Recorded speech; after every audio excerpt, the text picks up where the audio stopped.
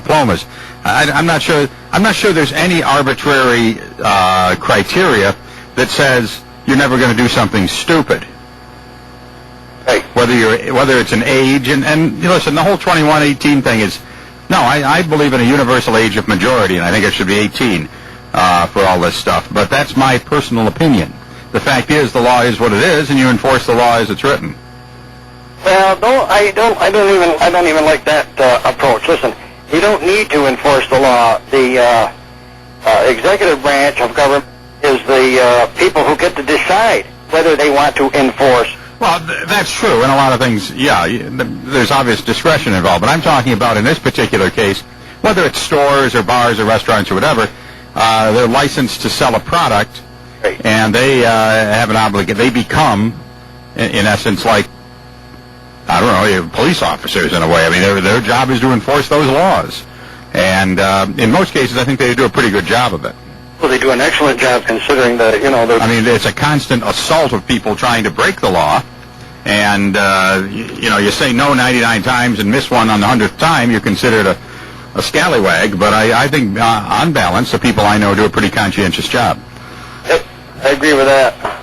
But there is a lot of hypocrisy and dichotomy in these type of laws that, people want that enforced in some venues but not in others. And, how many people do you know if their 18 or 19-year-old son or daughter are getting married are going to have it just soda pop and all that? People have different standards, and it's difficult to enforce it. Yep. But as far as hey, I got another call. As far as this particular thing, my understanding is there were a string of incidents, and hopefully everybody involved will try to work it out. Okay. Thanks. Bye now. Good afternoon, Hotline. Hi, Jeff. I don't think that the problem is with the establishment, that whether it's the Strand or another bar. It's obviously, a problem with the individuals that are causing the problem.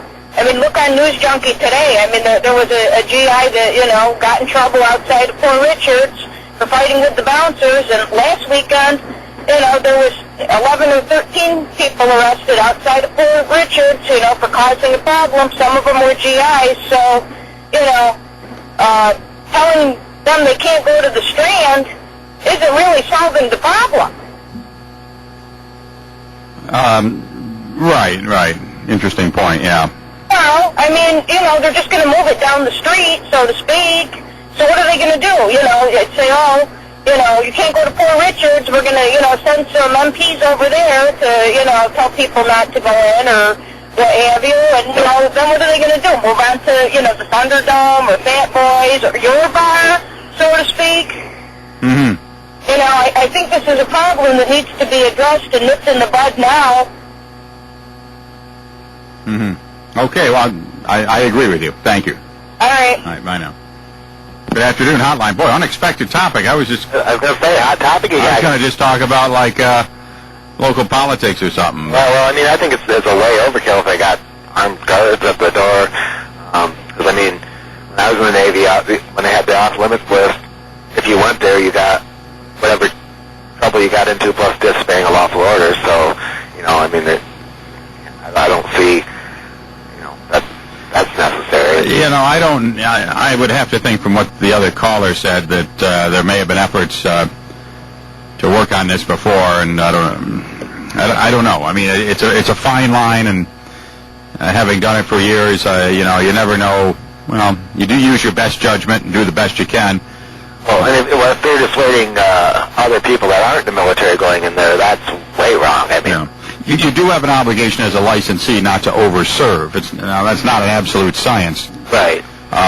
Because it's just not always that easy, especially in a society where people freely mix other substances and all of that. But you do have an obligation to try to keep an eye on that, and you don't always hit it perfect, but if you try, give it a good effort. But, of course, unfortunately, if you're in a business to sell product, too. Right, yeah. And so... Money, too.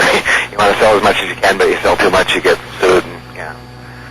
Yeah, that's just it. I mean, it's one of those products that you want to sell as much as you can, but on the other hand, you have certain responsible parameters to stay inside of. So, but I mean, as far as the drinking age, it'll never happen because of the anarchy. But we we didn't have a drinking age, we'd be better off. You know, if it was just, you know, like in Europe, they have fewer alcoholic, because it's not a big deal, you know. But if we legalized it for everyone right now, you'd have total anarchy in the USA for quite some time till it evened out. So that'll never happen. But you know, I wrote a little letter to the editor. It's on News Junkie.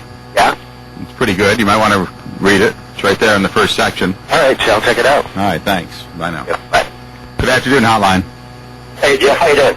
Good. Let me give a little bit of perspective and authority on this issue that everybody seems to be whacked out about here this morning, okay? Okay. A little flashback to about 2005. There was a little issue that came up regarding service members and putting certain installations or businesses off limits as far as DOD is concerned, and that regarded service members and the predatory consumer loans. Remember that issue a couple years ago? Oh, yeah. Okay. GAO issued a report to Senator Richard Durbin, Senator from Illinois, saying that the military has a number of tools to address the issue and effects of loans that it considers predatory. Some of these tools include, and here's what I would talk about right now this morning, is the Armed Forces Disciplinary Control Board. This is a series of instructions by each of the military branches, including the Army, which is AR 190-2. So for any listeners out there, they can write down AR, which is Army Regulation, 190-2. There's a Navy reg, there's an Air Force reg, there's a Marine Corps order, and there's a Coast Guard. It was adopted back in 1993. It says that commanders may make recommendations for a board to concern eliminating conditions around their installations that are adversely affecting the health, safety, welfare, morale, and discipline of the armed forces that they have control over. They do have the authority to do it. They're not going to close the business. They're not going to shut down a business. They're going to stop the military from going there and using it and what have you. So they do have that authority. Mm-hmm. And it's federal law. Right. Well, certainly anybody has, you know, Mr. Levin has the right to put out a memo here telling us he doesn't want us going to certain stores as a condition of your employment. So, I mean, every employer has the right to... I know, but we're mixing apples and oranges. Now, a couple of calls earlier directed it towards, turning on the military, but the military commanders have this prerogative to do that. They go through a process to reach the decision on whether or not an establishment, a business, or whatever you want to call it, should be placed off limits because they consider it to be affecting the health, safety, welfare, morale, and discipline of their military. And they're in charge of their soldiers, civilians in a lot of cases too, and even some family members if they're associated with the installation, of not going to those places, participating in that activity, or whatever it might be, to place them off limits until the, I'll put in quote, the threat goes away, or the adverse condition is eliminated in the commander and his board's recommendations. So there is precedence for this. Right. I just want to set the record straight because we should always deal on issues like this, on any issue like this, from a position of fact. You see, I always thought in these situations that it just basically came down in the form of a memorandum through the chain of command. These are the places you don't go. Well, that's true. How they put the word out, they may put the word out as company formation and scream and tell everybody over a microphone. But the fact of the matter is the commander reaches this decision by using this board. I would suspect that there had been some serious concerns to lead to what sounds to be fairly strong action. Because I would think deploying people in that manner represents, you're pretty far down the line of options. I can assure you too, and I do not have a dog in this fight. I do not have my hand in the pie or anything else. But I can assure you, from my experience, my vast experience around the military, and documented, this has been documented at Fort Drum through legal channels. I can assure you that. It's okay. And they're probably on very solid ground. And I don't know all the details, but I'll just leave it at that. There is a precedent for it. There's regulations that cover it, and it is the commander's prerogative, and they go through a process to vet this and come up with recommendations to implement it. And the first thing is the health, safety, welfare, morale, and discipline of the soldiers that's under that commander's control. So that has to be paramount, no matter what the public might think. Right. And I'm not taking sides here. I'm just simply stating a fact. People may not like. Well, yeah, it's always a difficult thing.